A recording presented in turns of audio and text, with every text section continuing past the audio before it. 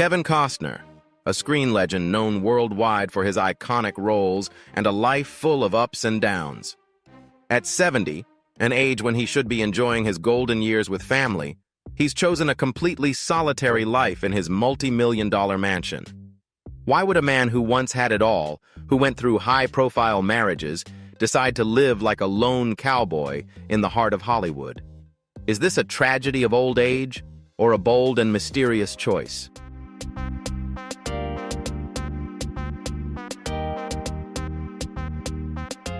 In this video, we're going to uncover the secrets behind Kevin Costner's reclusive life. You'll discover the scars from 2 failed marriages, the burning artistic passion that consumed his close relationships, and how he found peace in his own solitude. This isn't just the story of a Hollywood star, it's a man's journey to find meaning in life. If you're ready to explore this mystery, leave a 1 in the comments. If not, comment 0. Enjoy the video, and don't forget to leave a sub to support the channel.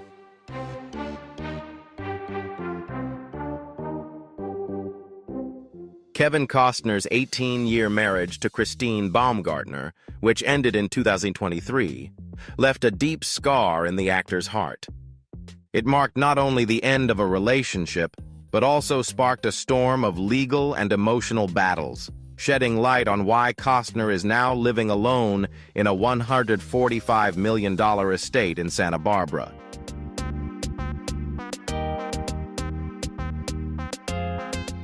Baumgartner, who had been a constant companion during Costner's most successful years, filed for divorce citing irreconcilable differences. She requested $248,000 per month in child support for their 3 children, Caden, Hayes, and Grace. Costner, on the other hand, proposed a monthly payment of $51,940. After intense negotiations, the court ruled on $63,900, a figure much lower than Baumgartner's expectation, but enough to reveal the financial tensions between them.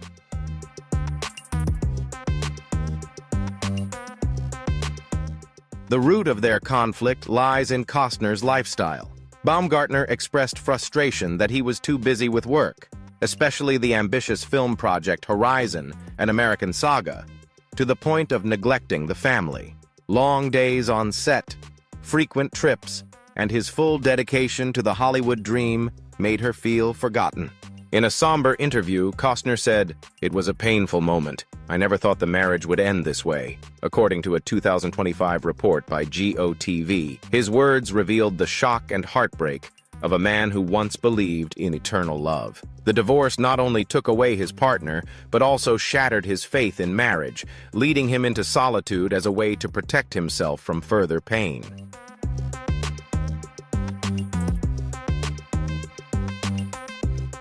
The legal battles only added to the tension. According to the prenuptial agreement, Baumgartner was required to leave their shared home within 30 days of the divorce. She refused, sparking a tense courtroom showdown. Costner, who had endured the most expensive breakup of his life, remained steadfast. Eventually, Baumgartner agreed to leave after receiving an undisclosed sum, but the damage to their relationship was irreversible. A source from Radar Online revealed that Costner felt deeply betrayed, not only by Baumgartner's departure, but also by accusations that he hid assets to reduce his financial obligations. He denied the allegations and asserted his transparency, though the sting of those claims still lingered.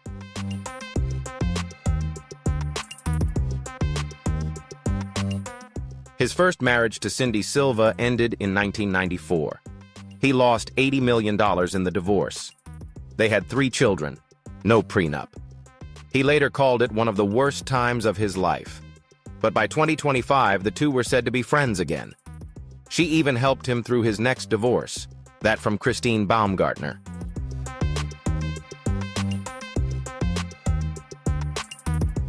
They had been married for 18 years. She filed on May 1, 2023. The news came as a surprise.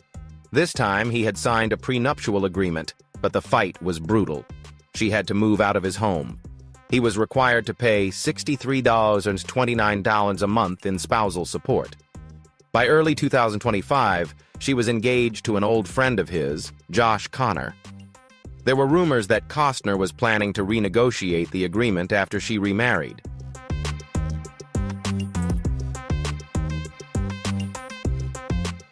And then there was the Yellowstone rumor mill. As soon as the divorce broke, wild stories began to circulate. One said he had impregnated a crew member on set. Another claimed he had walked out on filming. His team called it all nonsense. Still, the rumors persisted. The timing seemed designed to hurt him. In early 2025, Costner started dating again, but he had one rule.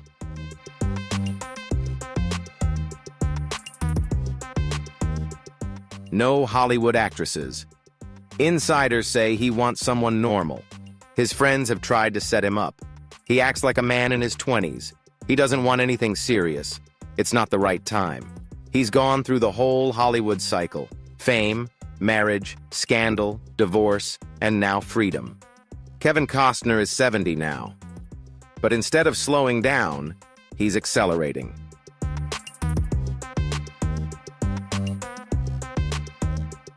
Have you ever wondered why a big star like Kevin Costner chooses to live alone, away from fame and noise? Is it just a personal choice, or is there something deeper behind it? Comment below. Do you agree with his way of life? Type yes or no. And if you find this story inspiring, hit the like button to let me know.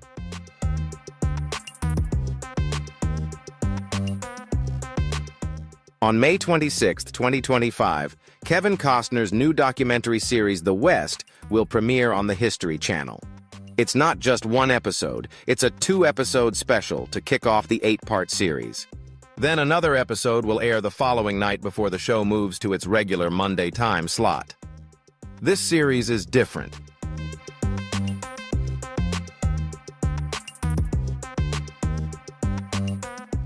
Not about cowboys with perfect teeth riding off into the sunset. It's about land conflicts and the stark truth about how the West was really won or stolen. Costner worked with Pulitzer Prize-winning historian Doris Carn Goodwin. Big names, big stories. And he's not just hosting. He's producing alongside Academy Award winners.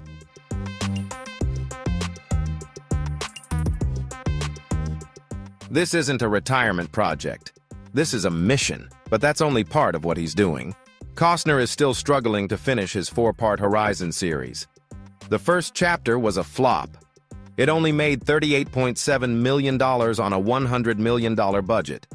It was a box office disaster. Warner Brothers got worried and postponed Chapter 2, but Costner didn't give up.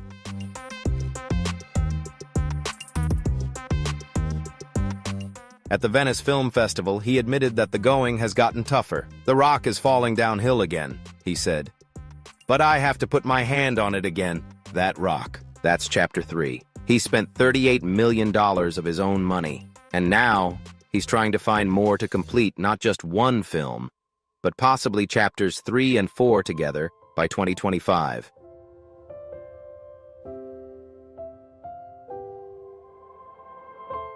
The odds were against him, but that only seemed to spur him on.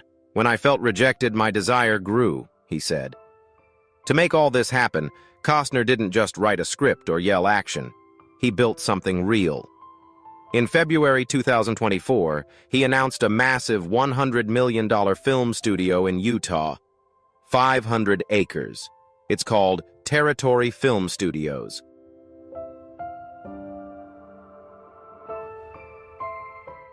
Infrastructure for roads, water, and electricity has been fully developed around St. George Airport.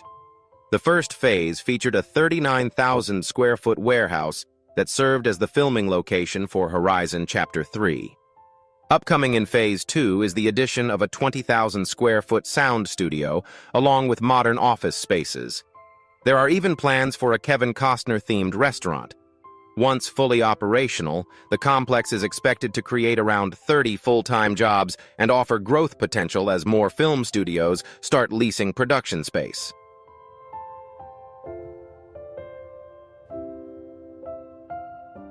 This isn't just about a movie.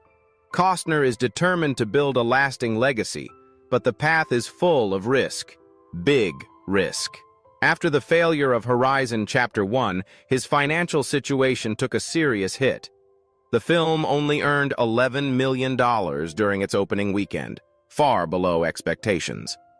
According to sources, he had to mortgage his California properties, including a 10-acre ranch in Santa Barbara, to keep the project going.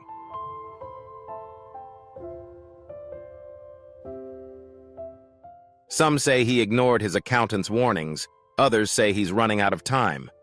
By the end of 2024, those close to him were worried. He was selling things, moving money, trying to keep the dream alive. One source said he was living on prayer. If things didn't change, he could lose even more.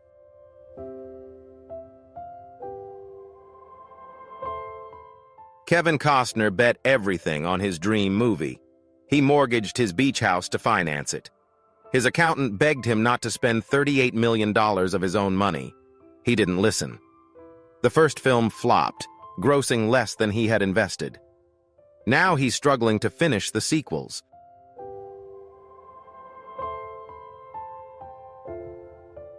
He's selling stuff and transferring money. Friends say he's winging it and praying. Right now, Kevin Costner is stuck in a nightmare. And here's what it really looks like. Kevin Costner was born in 1955 in a small California town called Linwood. His parents weren't rich or famous. His dad was a ditch digger before becoming a utility worker, and his mom worked in welfare.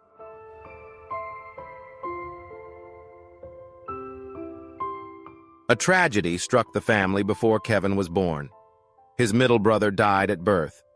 Only Kevin and his older brother Dan remained.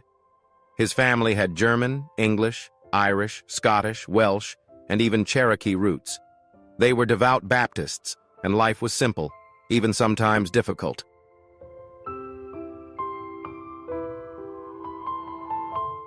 No one looking at that quiet boy back then could have guessed that he would one day become one of Hollywood's biggest stars. Kevin's childhood was unstable. His family moved around a lot because of his father's job. He was always the new kid, moving from school to school in towns like Compton, Ventura, and Visalia. Making friends wasn't easy. It made him shy and unsure of himself. But instead of giving up, he started dreaming. He found comfort in music and poetry. He sang in the church choir and continued writing poems, quietly, never showing them to anyone. School didn't leave much of an impression, but something else did.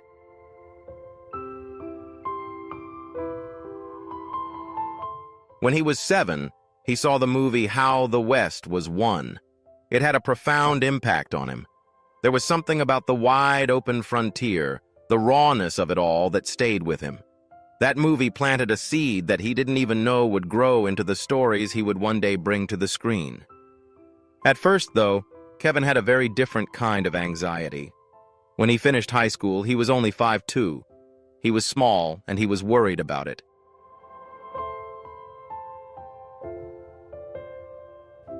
He once asked his mother if he would ever grow up, and she simply told him, "I swear you will, baby." She was right. Over the next few years, he grew 11 inches, reaching 6'1". Doctors call it catch-up growth, and it's rare. But even before he grew taller, he was strong.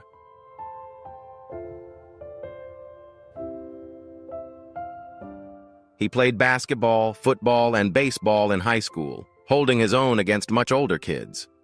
One of his baseball teammates, Dennis Burt, even went on to play professionally. Kevin never became a star athlete, but that strength, that fight in him, never left.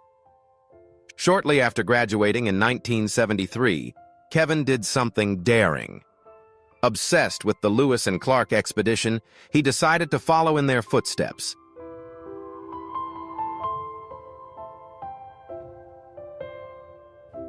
He built a boat with his own hands. It wasn't pretty, but it worked well.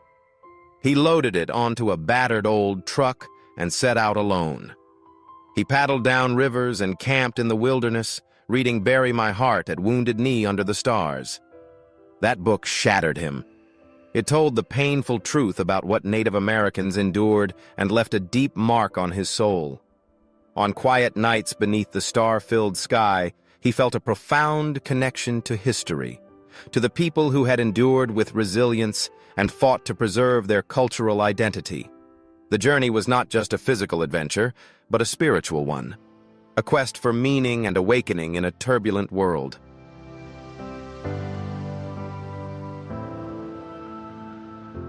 Night after night, he cried as he read it. That trip was more than just history. It changed the way he saw the world.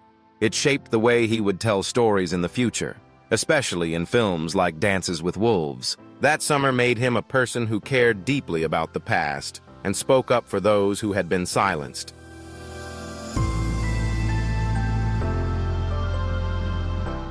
A few years later, something happened that most people wouldn't believe unless it was written in a movie script. In 1978, Kevin was newly married and flying back from Mexico with his new wife. Sitting on the same flight was none other than Richard Burton, one of the greatest actors of all time. Burton had bought all the seats around him, but Kevin walked over, waited quietly, and asked if he could talk for a moment.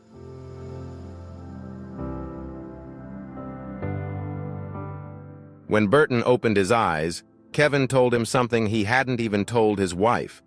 He wanted to act, but he didn't want a dramatic life. Burton looked at him and said, "You have green eyes. I have green eyes. I think you'll be fine." That brief, strange moment stayed with Kevin. When their plane landed, Burton's limousine pulled up next to Kevin and his wife, who were waiting for a shuttle bus.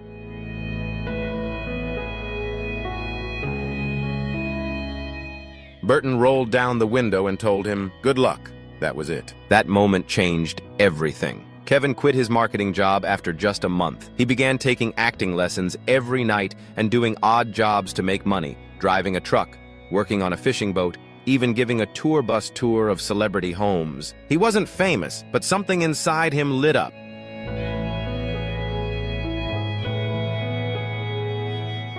He had no money, no connections, and no clear path, but he had something more important than all of that. He had faith. Kevin Costner didn't start his career with red carpets and big checks. His career began with a movie he later wished never existed. Back in the late 1970s, he was broke and desperate. He took a role in a low-budget movie called Sizzle Beach, USA.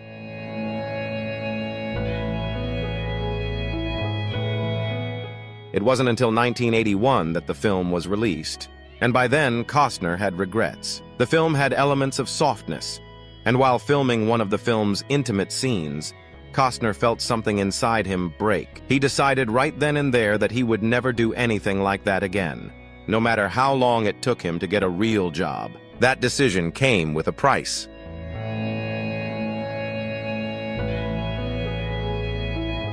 For nearly 6 years, he barely worked, making ends meet with odd jobs and side hustles. He even tried to buy the rights to the film back then so no one would see it. But the distributor refused and re-released the film after he became famous, using his name to sell tickets. He got a few roles, but nothing changed his life. In The Big Chill, he was cast as a man who committed suicide.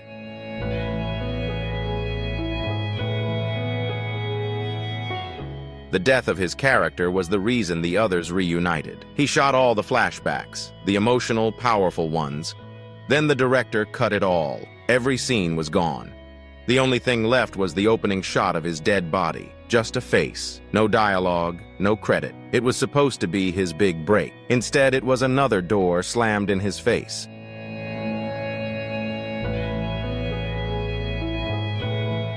So he kept trying. A supporting role in Francis, a forgettable face in an Apple Lisa commercial, a few other small films that no one saw. He was technically working, but he wasn't moving. Casting directors didn't remember his name. He felt invisible. He later said it felt like he was the new kid at school every day.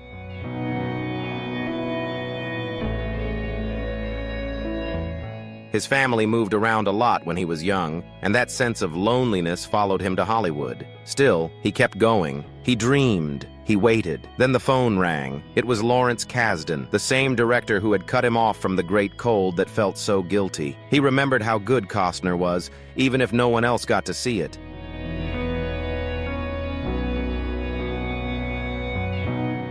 so he gave him another chance, a real chance. He offered him a role in Silverado. Not just any role, but a role that would finally let Costner show what he could do. It worked. Costner was charming, funny, and energetic. People noticed. For the first time, they remembered him. That movie opened a lot of doors.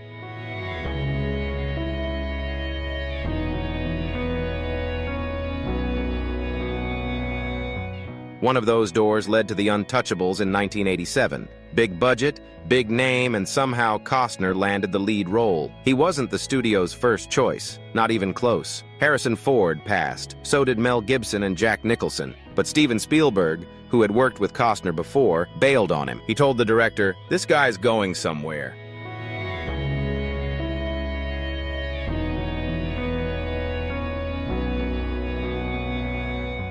And he was right. Costner starred opposite Robert De Niro and Sean Connery, and he made it on his own. The film grossed over $100 million. Suddenly, Costner was no longer a struggling actor. He was a star, but he didn't stop to celebrate. His next move was Bull Durham, and he didn't just want to act.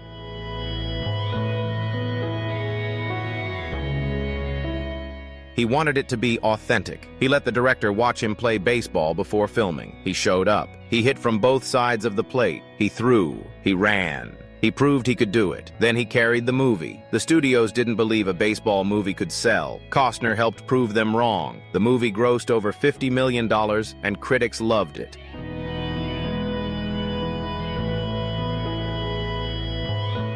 A year later, he made Field of Dreams, a quiet, eerie film about a farmer who hears voices in a cornfield. If you build it, they will come. That quote became part of American culture. The film grossed nearly $85 million.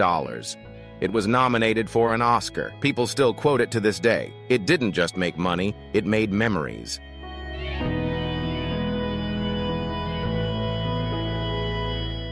By 1990, Costner wanted more than acting.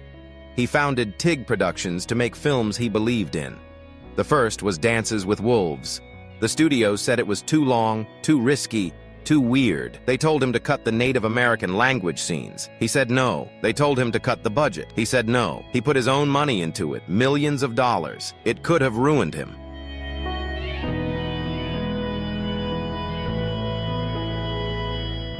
Instead, the film won 7 Oscars and grossed over $400 million. He kept going. He made Bodyguard with Whitney Houston. Another gamble, another success. Over $400 million at the box office, and the soundtrack became the best-selling soundtrack of all time. Years later, when no one believed in a project called Horizon, he did it again.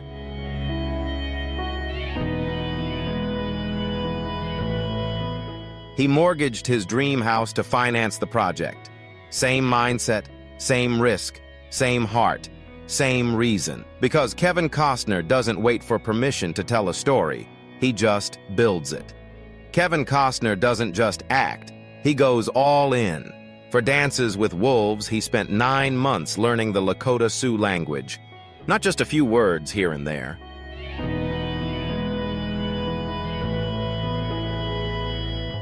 He actually worked with Native American consultants and demanded that nearly a third of the film be in authentic Lakota. That bold move made studios nervous. 2 of them turned the film down, but Orion Pictures took the risk. Costner brought in Doris Leader-Charge, a 60-year-old Lakota teacher who translated the script and coached the entire cast for 6 months.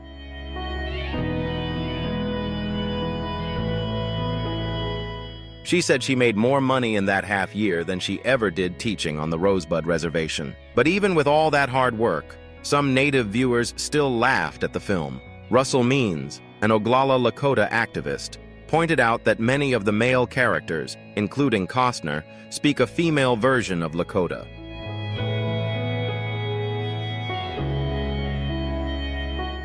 However, it was one of the first times a Hollywood film had devoted so much screen time to a native language, and people noticed. When Dances with Wolves won the Oscar in 1991, it took Hollywood by storm. On March 25th, in front of nearly 43 million viewers, the film won 7 Oscars out of 12 nominations.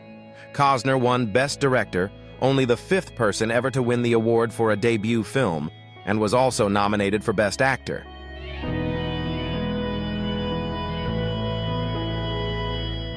The film beat out Scorsese's Goodfellas, and many critics still debate whether that was fair, but the Academy clearly preferred the sprawling frontier epic to the mafia classic. When Costner stood on stage holding his Oscar, he admitted he didn't believe himself, but the results were undeniable. Dances with Wolves became the first Western to win Best Picture in 60 years. Costner hasn't slowed down.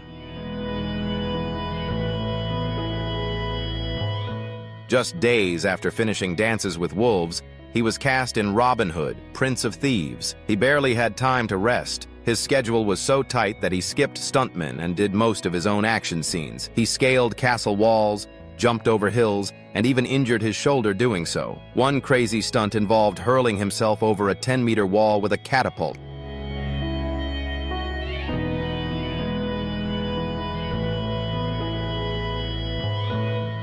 That meant calculating physics down to the kilogram, requiring around 5,000 kilojoules of force to get it right. One day on set in France, a stuntman suggested going for magic mushrooms between takes. Costner laughed it off, especially since they had a sword fight coming up. "Nick, are you eating mushrooms? We're swinging swords in an hour," he said.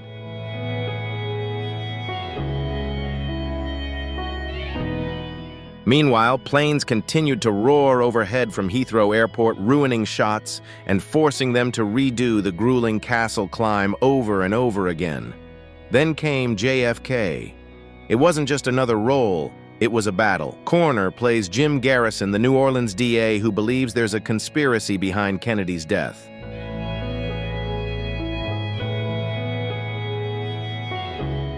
Director Oliver Stone didn't hold back. The film hinted that the CIA, FBI, military, and even the vice president may have been involved. It caused a firestorm months before its release. Journalists, historians, and government officials called it dangerous. But Costner didn't back down. He told Time magazine that even asking these questions was liberating.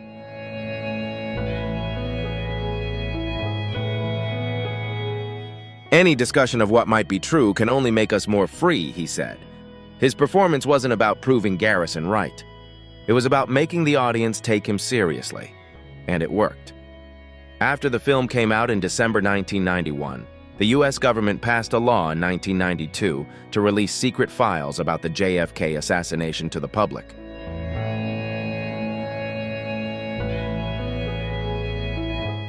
But perhaps Costner's smartest career move came in 1992 with The Bodyguard.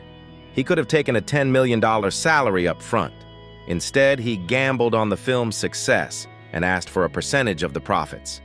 He also waited a year for Whitney Houston's schedule to align because he knew she was perfect for the role.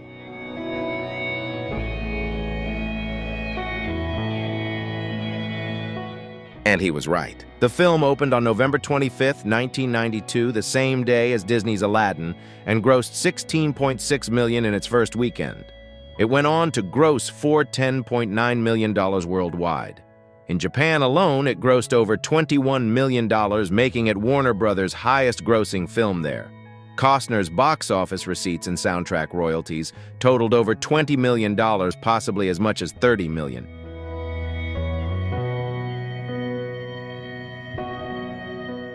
Instead, it turned into a nightmare. A hurricane hit the Hawaii set in the middle of filming. Not only was it a rainstorm, it wiped out a $5 million floating set, and that wasn't even the most expensive set. The main set, called an atoll, cost $22 million, stretched a quarter-mile long, and weighed more than 1,000 tons. They had to ship steel from California because Hawaii was out. People nearly drowned. His co-stars were thrown off the boat. Costner nearly died from being tied to the mast. The stunt coordinator developed compression sickness and had to be airlifted to the hospital. The budget ballooned. It started at $65 million. Then it went to $100 million, then $135 million, and finally $175 million.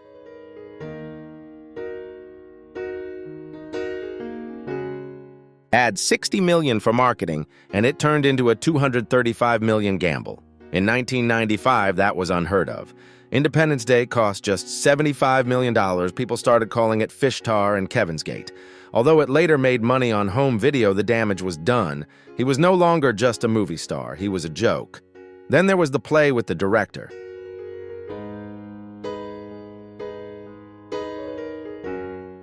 Kevin Reynolds, his friend and partner on Robin Hood, quit after 133 miserable days. He left with a cruel statement: Kevin should direct himself. And that's exactly what Costner did. He finished the film alone. At the same time, his 16-year marriage ended. Some said his personal pain spilled over into his behavior on set. The tabloids ate up that.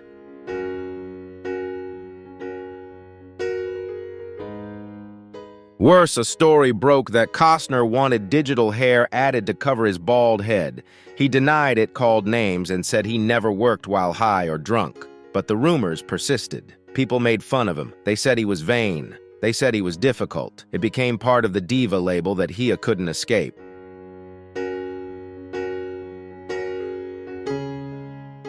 Two years later, he tried again with The Postman. It was even worse. The film won Raz for Worst Picture, Worst Actor, and Worst Director. He won every category he was nominated for. That had never happened before. By 1998, the critics weren't just bored with him. They wanted him gone, but he didn't give up.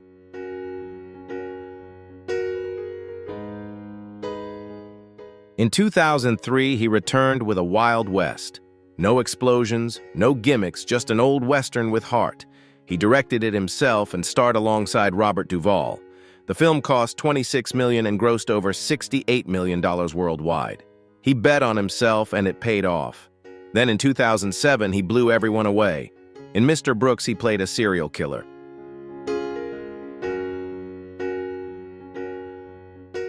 Not a cowboy, not a hero, but a killer hiding behind a perfect smile.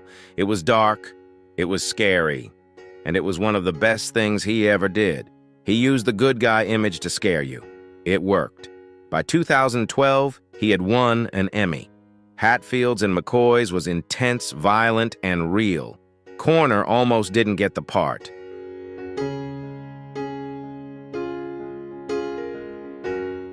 He said no 3 times, but when he said no, the results were magical. More than 14 million people watched the premiere. He won Best Actor and reminded Hollywood why they loved him in the first place. And he kept going. In 2016, while filming Hidden Figures, he suffered from severe kidney stones. He had to take morphine to get through the pain. He didn't take a day off, not a single day.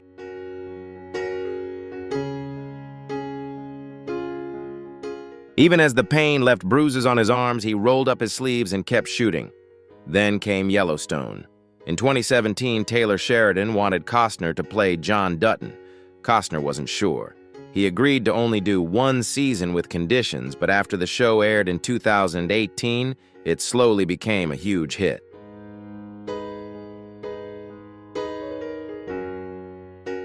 It wasn't a flashy show. It didn't win any major awards, but people loved it. In the first season, he was making $500,000 per episode. That alone was a huge paycheck. But as the show exploded in popularity, so did his pay. By season 5, he was making $1.3 million per episode. 14 episodes at that rate brought him $18.2 million. $2 million for 1 season, and that wasn't enough for him.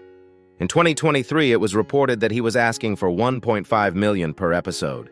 At the same time, he was deep into his dream project Horizon, an American series. This didn't sit well with the show's producers. Filming schedules clashed. What used to be an 8-week shoot turned into a 12-week commitment.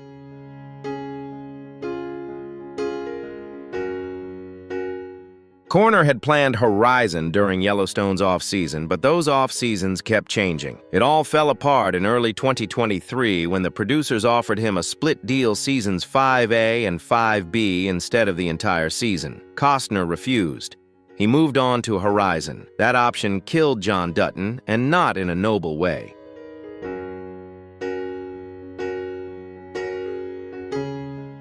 The mid-season premiere in November 2024 shocked fans. Dutton was found dead in his bathtub, a note nearby. At first it appeared to be a suicide, but 2 episodes later, the truth was revealed. He had been murdered by 3 assassins sent by Sarah Atwood. They faked their suicide, left a fake note, and tried to make it all go away, but failed. The case turned out to be incongruous. A murder investigation began.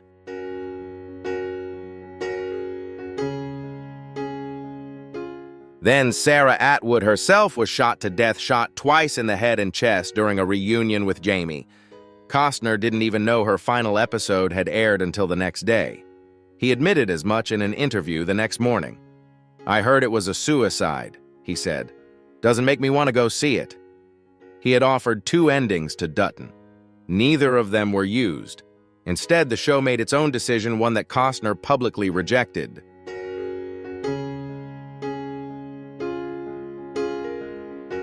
But while the rest of the cast was making $200,000 an episode, Costner made over $24 million in the final season, and the ratings, even without him, were record-breaking. 16.4 million people tuned in for the 5B premiere. That surpassed the 15.9 million who watched the 5A premiere 2 years earlier, and it all started with just 2.8 million people in Season 1.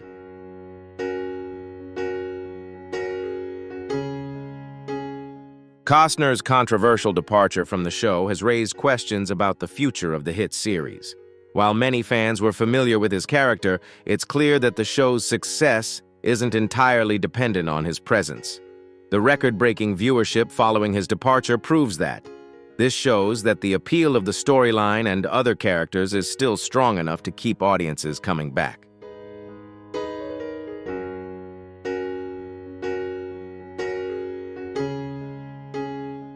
Costner has moved on to the next part of his career. Horizon is more than just a movie. It's his obsession. He started writing it in 1988. He couldn't let it go, a passion project that has spanned decades.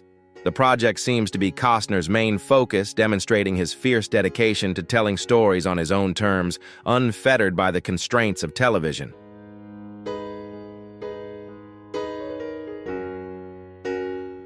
After Open Range in 2003, he tried to pitch it to Disney, but they turned him down over a $5 million budget dispute. It languished for decades. Then in 2022, he finally found backing, but not without a price. He mortgaged his 10-acre beachfront property in Santa Barbara, the house he called his last home. He told his accountant he would invest $38 million of his own money in Horizon.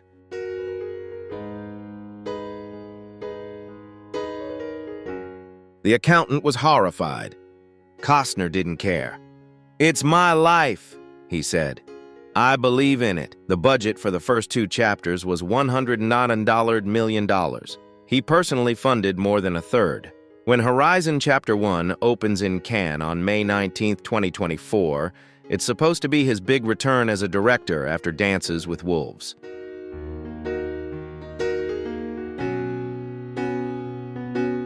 But critics were divided. Some loved it, others didn't. Box office receipts didn't help. The film grossed just $38.7 million worldwide. That was less than Costner had spent, but he kept going. Chapter 2 premiered in Venice. Chapter 3 begins filming in May 2024. Chapter 4 is currently in development.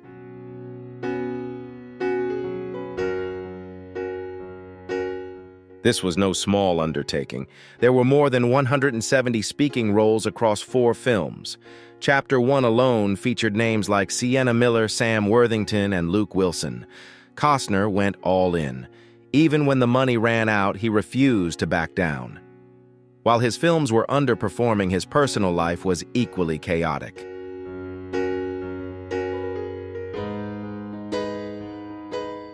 At 70, Kevin Costner isn't choosing to live alone out of loneliness, but because it's a path he's carved out himself from life's ups and downs. From the wounds of 2 failed marriages, a burning passion for art, moments of cowboy-like freedom, and an unconditional love for his children, Costner has found meaning in independence. He lives like John Dutton, resilient and unyielding, embracing solitude as a companion. His life proves that happiness comes not only from love, but also from being true to oneself.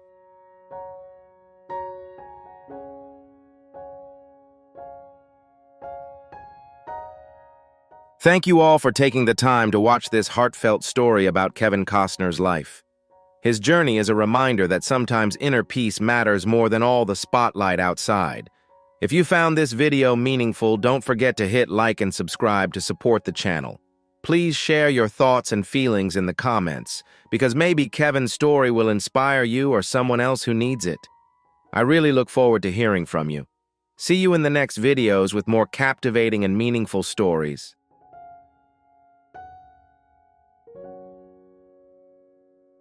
We are the future of women. And as I watch my daughter, I can't help but envision him stepping into her life like a beautiful dream. She was 40, navigating the path to healing after a difficult divorce, while he was only 25, youthful, charismatic, and seemingly ready to offer her the world.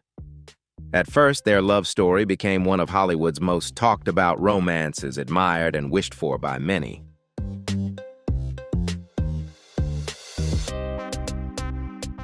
But in the end, what began as a fairy tale romance turned into one of the darkest chapters of Demi Moore's life. At 62, after years of silence, she made the courageous choice to unveil the truth, opening up about the heartbreaking miscarriage they had kept hidden, the 3 regrets that have weighed on her heart, and her personal battle with addiction that nearly took everything from her. This is the untold story of what really happened between Demi and Ashton, details that few have ever heard. If you find this story compelling, drop a comment with the number 1. If not, comment 0. Don't forget to hit like, share the video, and leave your thoughts in the comments below. Make sure to subscribe so you won't miss out on more fascinating videos. Now let's dive into the story. Demi Moore was born on November 11, 1962, in Roswell, New Mexico, into a life filled with hardship and struggle from the very beginning.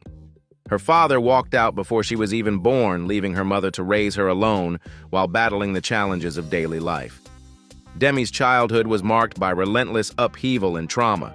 She grew up in a chaotic environment where both her mother and stepfather struggled with severe alcoholism, forcing the family to move more than 30 times. As a result, Demi never had a stable, safe place to call home.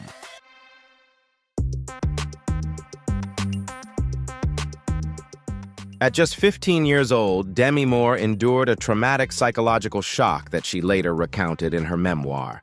She revealed that her mother had allowed an older man to harm her in exchange for just $500, a devastating betrayal that left deep emotional wounds.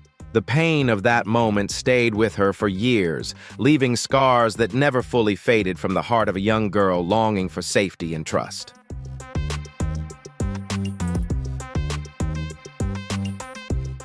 At just 12 years old, Demi Moore witnessed a terrifying moment that would mark her forever, her mother attempting suicide. In a desperate and horrifying scene, she used her small hands to pull pills from her mother's mouth while her stepfather tried to hold her back. That moment forced Demi to grow up far faster than any child should have to. Her school years were no easier. She struggled with dyslexia and a serious eye condition that required multiple surgeries, making her childhood a constant battle for both survival and understanding.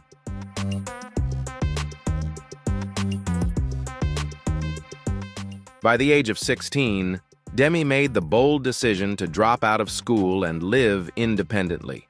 She took on a variety of jobs ranging from modeling to debt collection just to support herself.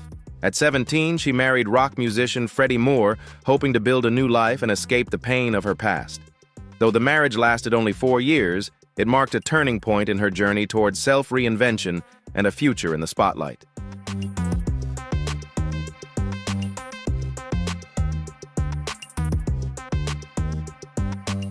Despite facing countless hardships, Demi never gave up on her dreams.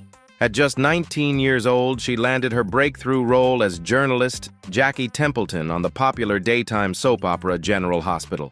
Out of more than 1,000 actresses who auditioned, Demi stood out for her assertiveness and emotional strength, qualities rarely seen in female characters on TV at the time.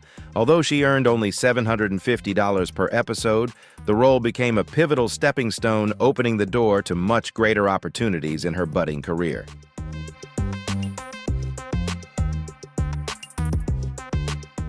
Alongside her rising career, Demi was fighting a private battle with addiction and a relentless cycle of late-night partying.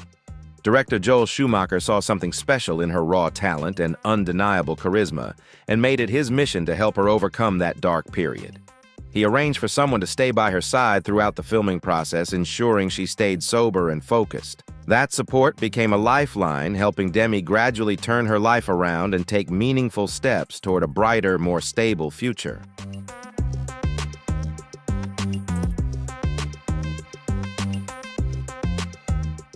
In 1985, Demi continued to make her mark by landing a leading role in the film St. Elmo's Fire, a coming-of-age drama about a close-knit group of friends navigating the challenges of adulthood. She portrayed Jules, a party-loving young woman harboring deep emotional wounds and personal struggles, a character that in many ways mirrored Demi's own life at the time. The film was a major success and catapulted her into the spotlight, solidifying her status as one of Hollywood's most promising young stars and marking a pivotal turning point in her career.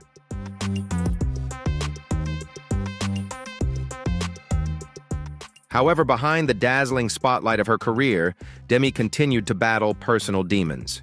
Her relationship with Ashton Kutcher, once a fairy tale romance, was plagued by emotional turbulence. The miscarriage they kept private for years sent Demi into a deep psychological spiral. She also struggled with the weight of past mistakes, ones that still haunt her.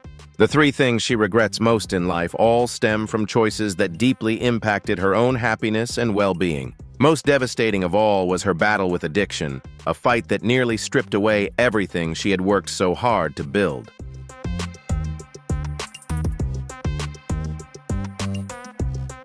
Today, Demi Moore has emerged from those darkest chapters of her life, slowly rediscovering peace and healing within herself. Her story stands not only as a powerful reminder of resilience and courage, but also as a testament to the strength it takes to overcome adversity. Through it all, she has transformed into a fiercely strong woman, one whose journey continues to inspire countless others around the world.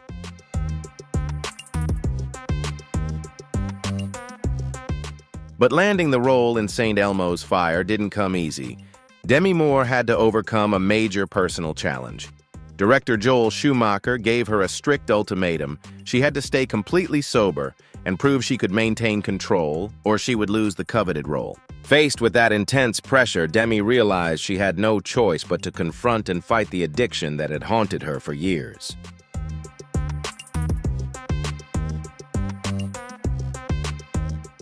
It was a grueling and deeply personal battle, but through sheer determination and the unwavering support of those around her, Demi managed to overcome it.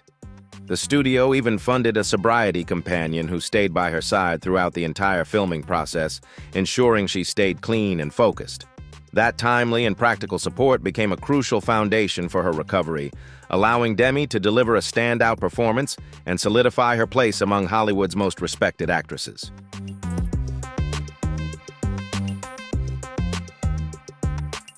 St. Elmo's Fire wasn't just a film. It was a turning point that launched Demi Moore into the iconic Brat Pack, a group of young stars who defined 1980s Hollywood. While the term Brat Pack originally carried a negative tone suggesting immaturity and rebellious behavior, it became a golden ticket to fame and massive public attention. Demi's standout performance in the film showcased her talent and unique appeal, proving she belonged among Hollywood's elite. Building on that momentum, she quickly landed major roles in hit films like About Last Night, and most notably Ghost, the blockbuster that catapulted her to global stardom.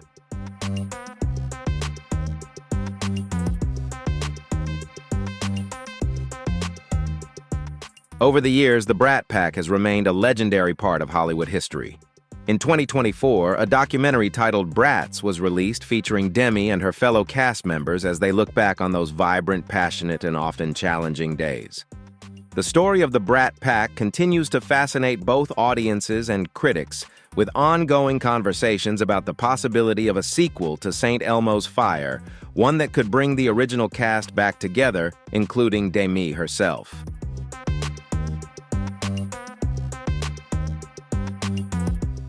The biggest turning point in Demi Moore's career came with the 1990 film Ghost. This iconic masterpiece left a lasting impression on audiences around the world.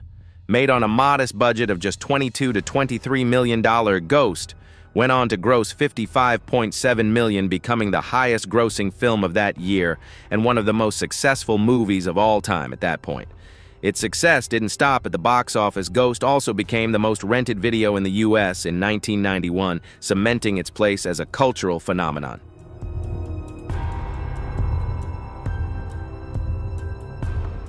Ghost Demi played Molly Jensen, a gentle and deeply emotional woman swept up in a timeless love story with Patrick Swayze. Her performance resonated with millions thanks to its authenticity, sensitivity, and emotional depth. The iconic pottery wheel scene, set to the haunting melody of Unchained Melody, became a lasting cultural symbol referenced and recreated countless times throughout cinematic history. Beyond the emotional impact, Demi's short haircut in the film also sparked a global beauty trend, with women around the world emulating her bold and elegant style.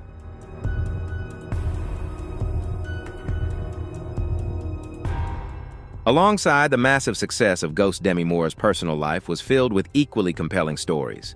At the height of her fame, her then-husband Bruce Willis was also dominating the box office, with the action hit Die Hard 2 making them one of Hollywood's most beloved power couples.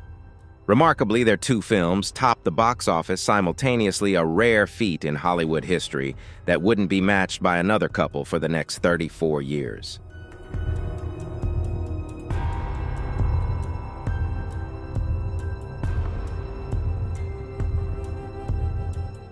The success of Ghost was further cemented by numerous prestigious nominations, including a Golden Globe and a Saturn Award for Best Actress. These accolades reflected both critical acclaim and deep audience appreciation for Demi Moore's talent and relentless dedication. The film was more than just a love story. It skillfully blended humor, romance, and the supernatural, delivering a fresh and deeply human experience that captivated hearts around the world.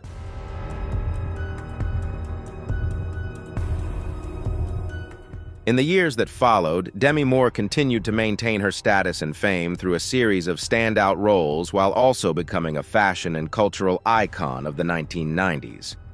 Her journey from hardship and personal battles to remarkable success served as a powerful source of inspiration for people around the world. She became a living testament to the strength of willpower and perseverance, showing that resilience can turn even the darkest chapters into a legacy of triumph.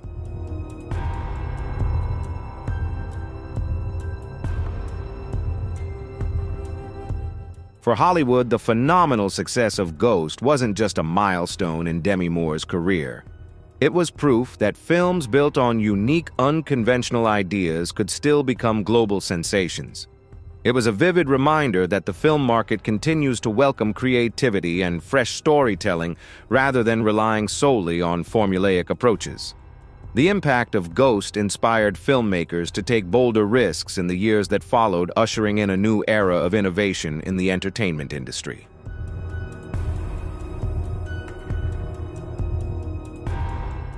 Demi Moore continued to evolve and assert her talent through a series of powerhouse performances. In 1992, she starred in the iconic film A Few Good Men, directed by Rob Reiner and featuring an all-star cast including Tom Cruise and Jack Nicholson.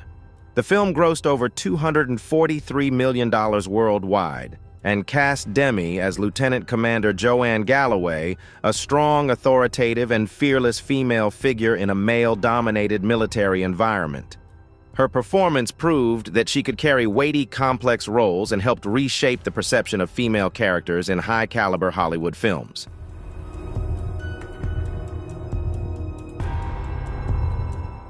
In 1993, Demi Moore once again challenged herself with the film Indecent Proposal, a provocative drama that stirred major controversy while becoming a box office hit, earning nearly $267 million on a $38 million budget. The film posed a daring moral question: would a married woman agree to spend one night with a stranger for $1 million? Demi played Diana Murphy, a woman forced into an emotionally complex and ethically charged situation. Her performance ignited widespread debate about morality, women's autonomy, and the boundaries of human relationships, further proving her willingness to take on bold and thought-provoking roles.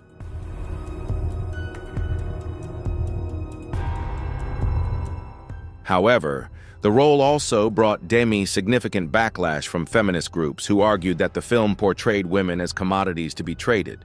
Demi later admitted that this was one of the most challenging periods of her career. Still, she continued to take on bold and provocative roles, seeing them as a way to challenge and break the societal norms imposed on women.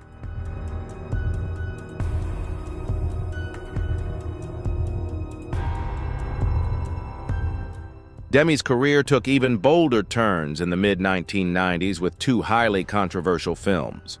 In 1996, she starred in Striptease, playing the role of an exotic dancer. The film drew massive attention not only for its daring subject matter, but also for Demi's provocative nude scenes. She was paid $12. $5 million for the role, making her the highest-paid actress in Hollywood at the time. Just a year later, in 1997, she surprised audiences once again by taking the lead in G.I. Jane, a film that followed the grueling journey of the first woman to undergo Navy SEAL training.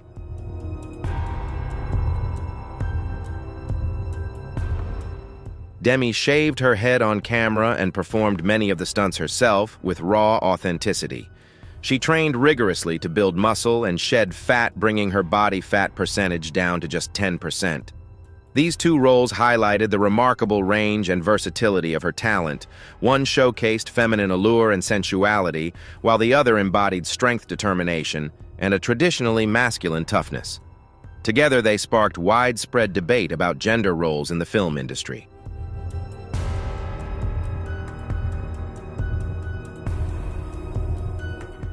Demi herself once candidly stated playing a stripper made a lot of women angry, and playing a soldier made a lot of men uncomfortable.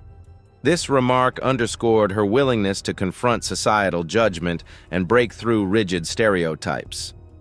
While these films sparked intense controversy and public scrutiny, they also elevated her star power and cemented her place in Hollywood. However, behind the spotlight came immense pressure and harsh criticism, leading her into one of the darkest periods of her life.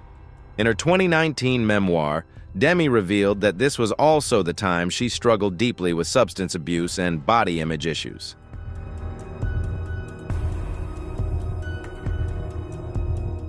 Alongside her tumultuous career, Demi's personal life was also marked by significant upheaval.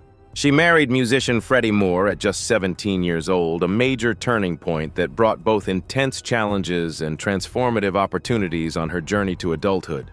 Though the marriage didn't last, the experience taught her resilience and helped her develop the strength to face a life filled with constant change and uncertainty.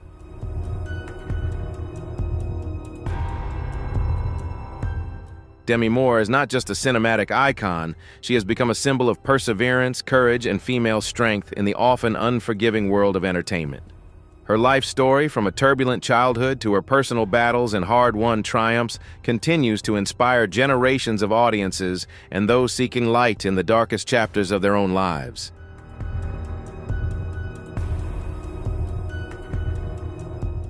This happened on February 8, 1980, when Demi Moore got married for the first time. The marriage wasn't born out of love, it was more of an escape from the pain of losing her stepfather.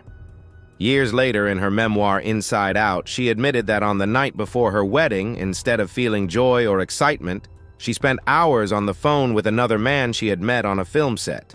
Even before the marriage began, the signs of trouble were already there.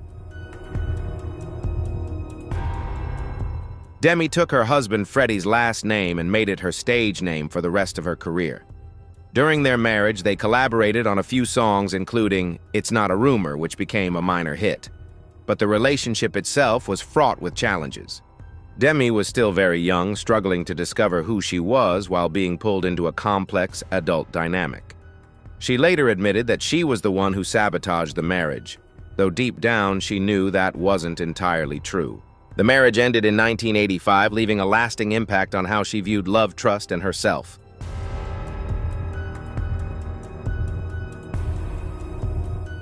However, the love story between Demi and Bruce Willis began like something out of a movie. They first met in 1987 at a film premiere while Demi was still engaged to actor Emilio Estevez. The spark between Demi and Bruce was undeniable.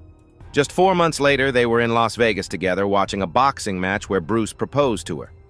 They got married right then and there on November 21st, 1987. Though it was a spontaneous decision, their marriage would go on to last for years and be considered one of Hollywood's most successful at the time.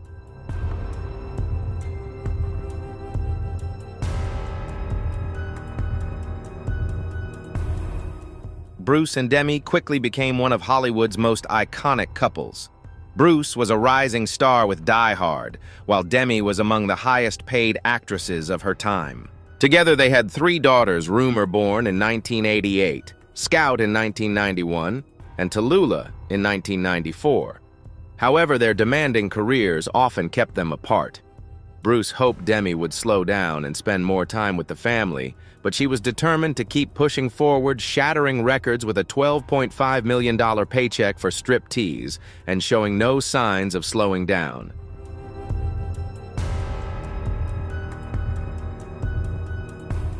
Despite facing many challenges, Bruce and Demi made a genuine effort to maintain a close bond over the years, even co-starring in the film Mortal Thoughts. But in 1998, after 11 years of marriage, they decided to separate. Unlike many Hollywood breakups, their divorce was surprisingly smooth. They remained friends, co-parented their daughters with mutual respect, and frequently appeared together at important events. Their blended, supportive family became a shining example of how divorced couples can still prioritize love, respect, and unity for the sake of their children.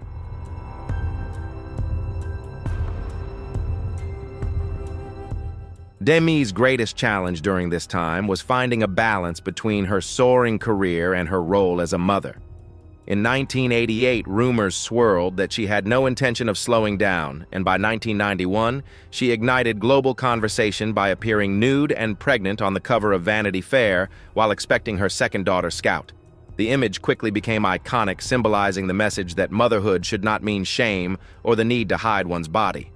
Demi worked tirelessly to align her career with her family life, even going so far as to set up a nursery on the set of G.I. Jane for her youngest daughter. Yet despite all her efforts, she often battled guilt for not being able to spend as much time with her children as she wished.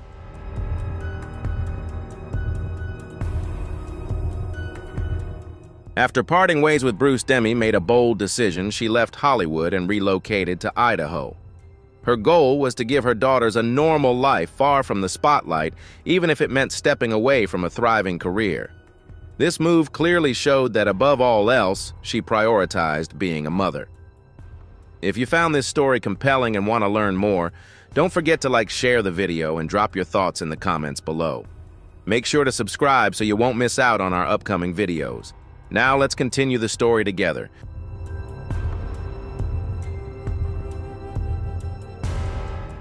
In 2003, Demi Moore met Ashton Kutcher at the New York premiere of Charlie's Angels Full Throttle. At the time, Demi was 40 and Ashton was just 25. Despite the 15-year age gap, the two felt an instant connection. Demi was drawn to Ashton's charm and sense of humor. Just one day after meeting, they shared an 8-hour phone call diving into conversations about dreams, life philosophies, and their outlook on the world. That deep and meaningful exchange laid the foundation for a romance that blossomed almost immediately.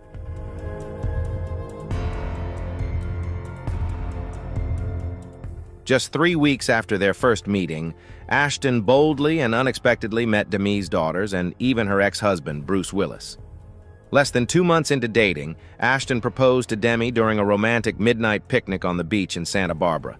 He came prepared with a 5-carat Asher-cut diamond ring worth $250,000, surrounded by rose petals, and asked with a heartfelt proposal, "Will you marry me?"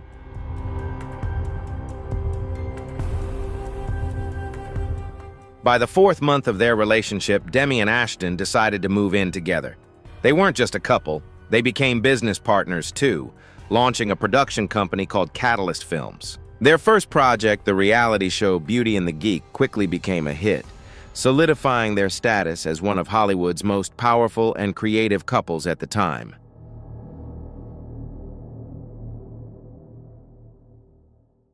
However, not long after, their relationship faced a heartbreaking challenge when Demi suffered a miscarriage 6 months into her pregnancy. The loss deeply affected both of them. Despite their grief, they stood strong together, attending counseling sessions 3 times a week for several months. Ashton later revealed that this tragedy made him realize he was truly ready to become a father, and it ultimately strengthened their bond during one of the most difficult periods of their lives.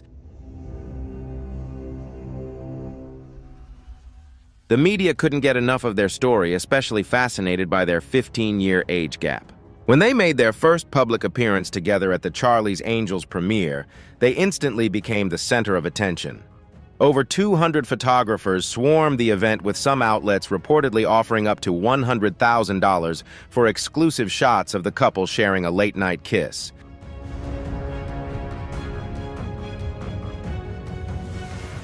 Their relationship quickly became a hot topic on comedy shows and talk shows, with the term cougar being thrown around frequently. Demi was often jokingly dubbed mainstream media's poster child. Despite the intense spotlight, both Demi and Ashton handled the attention with humor and confidence.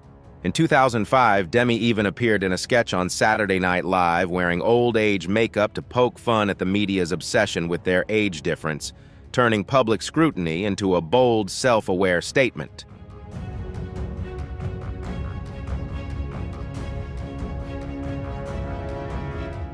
In September 2005, Demi and Ashton held an intimate wedding at their Beverly Hills home with around 100 guests, including Bruce Willis.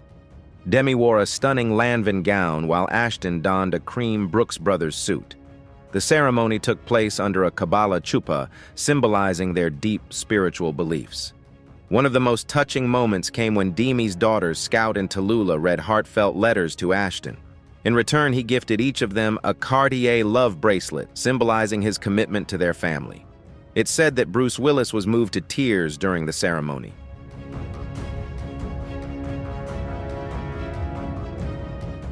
Their harmonious family life allowed them to enjoy peaceful moments together. They purchased a home in Idaho where they hosted themed holidays and cozy gatherings. Ashton, Demi, and Bruce spent a great deal of time together, co-parenting the children smoothly and even vacationing as one big extended family. Bruce Willis once praised Ashton, calling him one of the few men his daughters genuinely adored.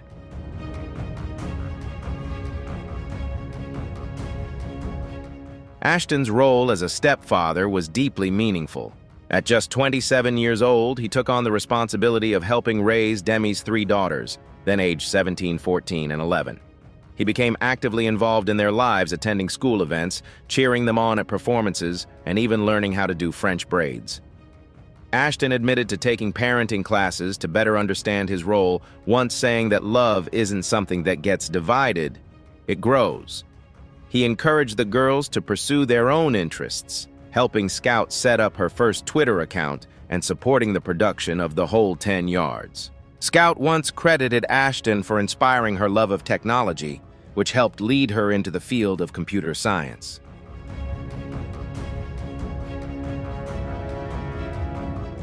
However, things weren't always smooth. The youngest daughter, Tallulah, initially struggled to accept Ashton as a stepfather.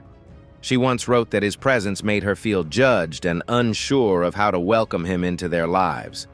There were even rumors that she had developed a crush on Ashton before he began dating her mother, further complicating the family dynamic. Despite this, Ashton maintained a close bond with Demi's daughters even after the couple separated. He publicly supported Demi during her Dancing with the Stars appearances and celebrated her pregnancy announcement. In 2020, Ashton stated that he would always love and support the family they had built together.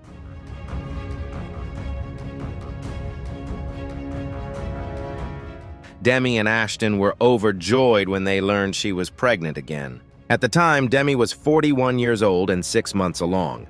However, on September 23, 2003, during a routine checkup, their joy turned into unimaginable heartbreak. They discovered that their baby girl, whom they had named Rumor Ray, no longer had a heartbeat.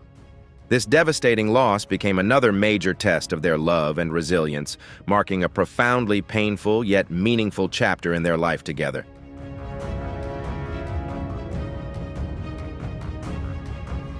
That loss completely devastated Demi Moore. After nearly 20 years of sobriety and resilience through countless challenges, the miscarriage shattered her emotional foundation. She blamed herself harshly, believing that the occasional drinking and smoking during the early stages of pregnancy had directly caused the tragedy. This overwhelming guilt and regret consumed her, sending her into a deep emotional spiral. Struggling with intense depression, Demi turned to alcohol and painkillers like Vicodin in a desperate attempt to numb both physical and emotional pain. Her weight dropped to a dangerously low 98 pounds, around 44 kg, a stark reflection of her severe physical and mental decline.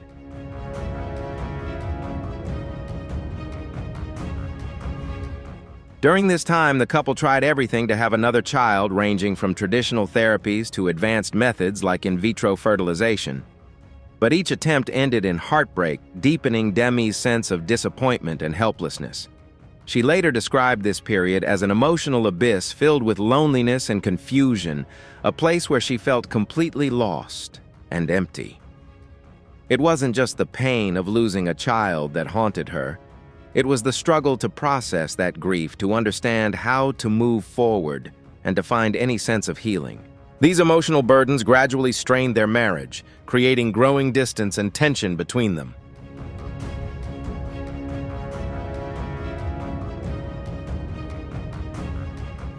According to Demi's memoir, Ashton Kutcher did his best to support her, but he couldn't fully grasp the deep emotional pain she was going through. This lack of empathy created an increasing emotional distance between them, making their already fragile relationship even more vulnerable to breaking apart. Even so, they still tried to hold on to the relationship in a desperate effort.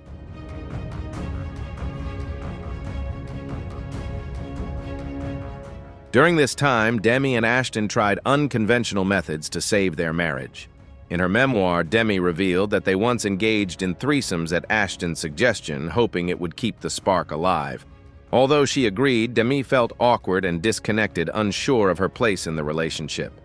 This only deepened her confusion and doubts about their future together. They also sought spiritual guidance, visiting the Kabbalah Center in Los Angeles, and even traveling to Israel in search of inner peace. Despite all their efforts, the pressure to have a child and the emotional wounds they carried never eased. In fact, they only made the situation worse.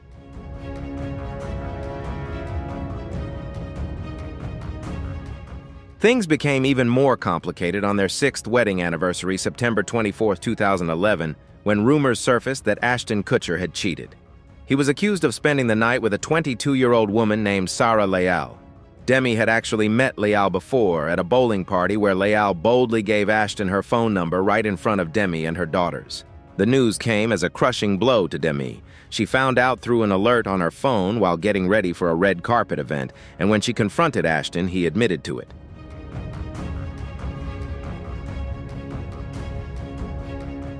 Demi recalled being so shocked by the truth that she could hardly breathe. The pain was only made worse when she later discovered that Ashton had previously cheated on her with another woman, 21-year-old Brittany Jones. Kutcher later tried to justify his actions by claiming that their threesomes had blurred the boundaries of their relationship, but this explanation only deepened Demi's hurt and sense of betrayal.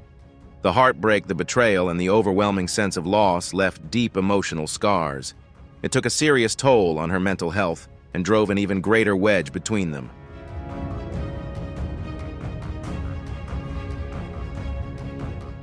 Ashton Kutcher's affair quickly became public knowledge, making everything much more difficult not just for him and Demi, but also for those close to them. Just days after the scandal broke, the two still had to appear together at an event for an anti-human trafficking foundation. Demi was forced to stand beside Ashton as he gave his speech, all while knowing deep inside that what he had done was deeply shameful. The emotional weight of that moment was almost unbearable for her.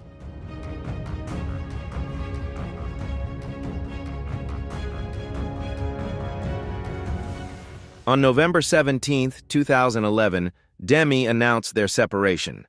She described it as a painful but necessary decision, emphasizing that she had to stay true to her own values. The divorce process dragged on for nearly 2 years. Ashton officially filed in December 2012, and their split was finalized in November 2013. Many close to them remarked that the marriage ended like a nightmare, leaving deep wounds on Demi's self-esteem. In a 2023 interview, Kutcher admitted that the divorce made him feel like a failure. Both of them struggled to heal, especially as their pain was so intensely exposed to the public eye.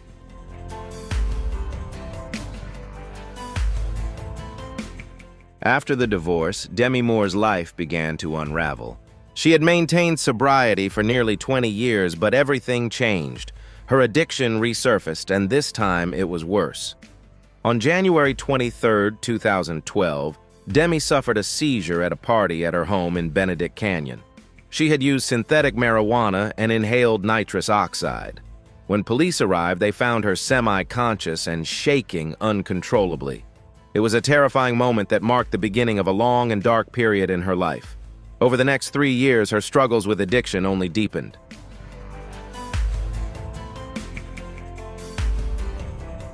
Demi began taking up to 12 Vicodin pills a day, often mixing them with Red Bull and vodka. She became obsessed with her body image, spending hours in front of the mirror trying to convince herself she needed to be even thinner. Her health deteriorated drastically, with her weight dropping to just 102 pounds, around 46 kilograms. The combination of stress exhaustion and poor nutrition led to frequent seizures, leaving her barely able to cope with the toll it was taking on her body and mind.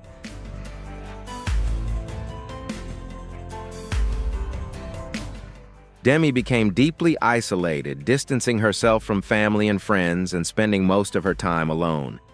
She missed her daughter's 30th birthday and several other important family milestones. Eventually, in September 2012, Demi made the decision to seek treatment at an upscale rehab facility in Utah called Cirque Lodge. The cost was a staggering $150,000 per month, but it was a necessary step toward her recovery. Her addiction didn't just harm her, it also deeply affected her relationship with her 3 daughters, Rumor Scout and Tallulah. The emotional distance created during that time left